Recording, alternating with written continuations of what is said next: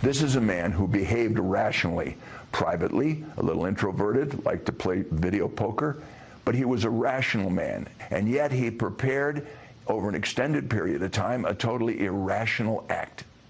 Now, this sounds like someone either totally demented, a behavior which he never evidenced, or someone who's sending a message. This is a plan. We don't know what that message is or if there is one, but this behavior, according to my employees, is as stunning, as unexpected as any of them have ever met. Those, of course, chilling words from famed casino owner Steve Wynn.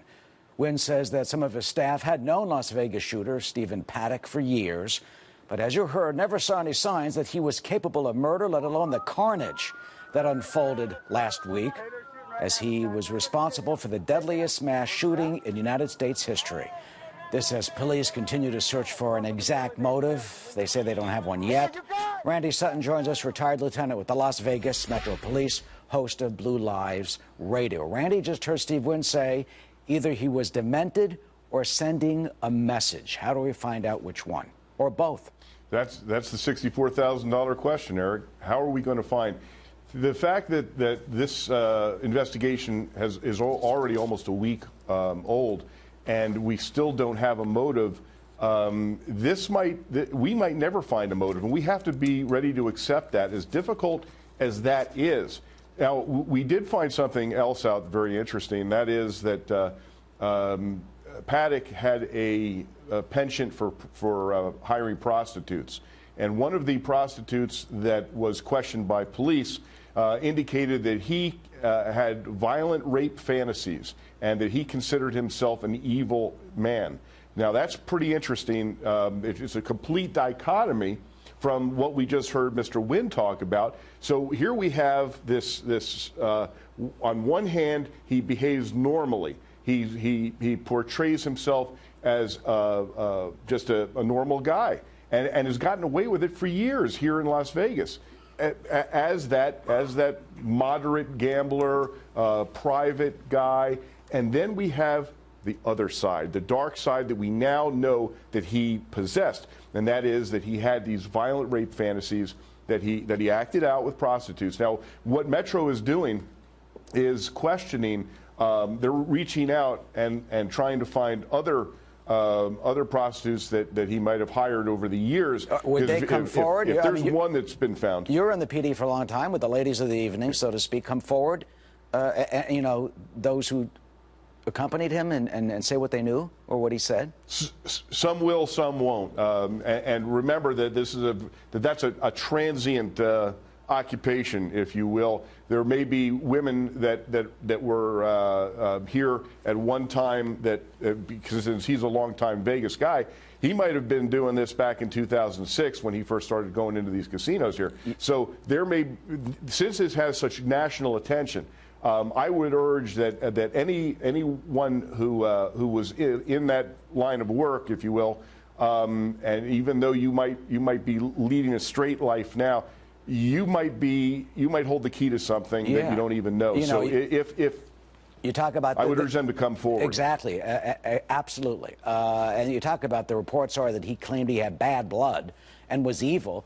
And that's a reference to potentially his father, who, was a bank robber and apparently has psychological problems. What about what's being made a lot today about his mental state, his girlfriend, Mary Lou Danley? The New York Times reporting this, that, quote, he seemed to be deteriorating in recent months, both mentally and physically, she said.